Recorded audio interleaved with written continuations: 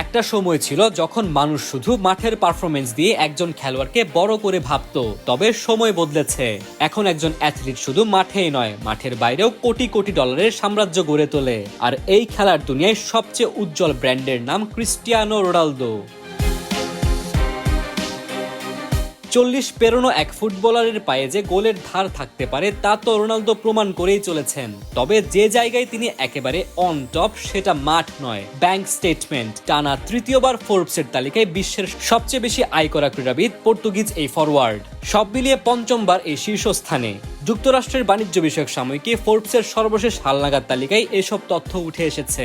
2024-25 মৌসুমে রোনালদোর মোট আয় প্রায় 27 কোটি 50 লাখ ডলার, বাংলাদেশি টাকায় যার পরিমাণ 3097 কোটি 50 লাখ।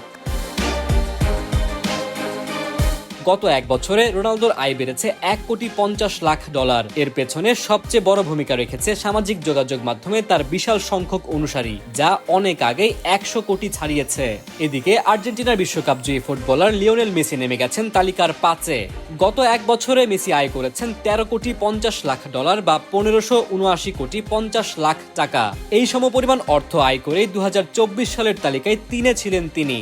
2023 সালের মাঝামাঝি সময়ে যুক্তরাষ্ট্রের মেজর লিগ সকারের ক্লাব ইন্টার মায়ামিতে যোগ দেন মেসি। এরপর টেক জায়ান্ট অ্যাপেলের সঙ্গে তিনি চুক্তিবদ্ধ হন। ক্রীড়া সামগ্রী প্রস্তুতকারক প্রতিষ্ঠান অ্যাডিডাসের সঙ্গে তার আজীবন চুক্তি আছে।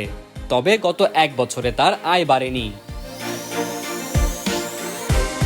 ফুটবলারদের মধ্যে শীর্ষ 10 থেকে ছিটকে পড়েছেন কিলিয়ান এমবাপ্পে ও নেইমার। গত এক বছরে দুজনই ক্লাব পাল্টেছেন। পিএসজির পেট্রো ডলার ছেড়ে এমবাপ্পে যোগ দিয়েছেন রিয়াল মাদ্রিদে।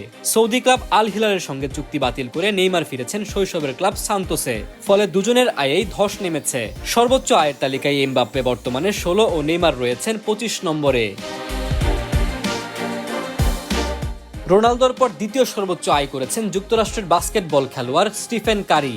তার উপার্জন 15 কোটি 60 লাখ ডলার, বাংলাদেশি মুদ্রায় 1822 কোটি 20 লাখ টাকা। তৃতীয় স্থানে আছেন বক্সার টাইসন ফিউরি। গত ডিসেম্বরে ওলেকজান্ডার ইউসিকের কাছে বিশ্ব হেভিওয়েট শিরোপা হারালেও মাল্টার ট্যুরিজম ক্যাম্পেইন আর নেটফ্লিক্সের রিয়েলিটি শো থেকে উপার্জন করেছেন 14 কোটি 60 লাখ ডলার। অন্যদিকে ক্যারিয়ারের গোধূলি লগ্নে থাকা লেব্রন জেমস 13 কোটি 38 লাখ ডলার আয় করে তালিকায় আছেন 6-এ। আর সাথে আছেন বেসবল খেলোয়াড় হুয়ান সোটো। সেরা 10-এর মধ্যে ফুটবলার হিসেবে রোনালদো ও মেসির পর আছেন করিম বেনজেমা, যার আয় 10 কোটি 40 লাখ ডলার। মুবিন আহমেদ, সময়ের আলো।